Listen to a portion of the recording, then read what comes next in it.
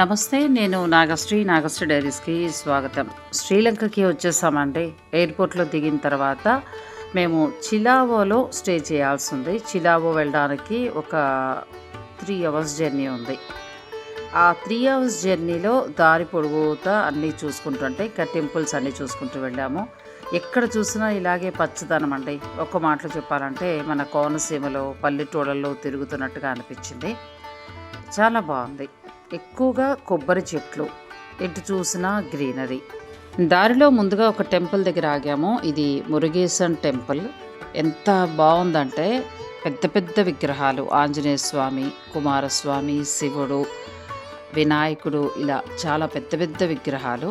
ఈ టెంపుల్ అంట ఒక ఆయనే కట్టించారట ఒక 28 సంవత్సరాల క్రిందట. ఇప్పటికీ కూడా దాన్ని ఆయనే మెయింటైన్ చేసుకుంటూ వస్తున్నారట. చాలా బాగుందండి. మేము వెళ్ళినప్పుడు ఏవో ఉత్సవాలు ఉన్నట్టున్నాయి. బాగా అలంకరణ చేశారు. ఆ దీపాల యొక్క అలంకరణ చాలా బాగుంది. ఈ వినాయకుని చూడగానే నాకు ఖైరతాబాద్ వినాయకుడు గుర్తుకొచ్చేసాడండి.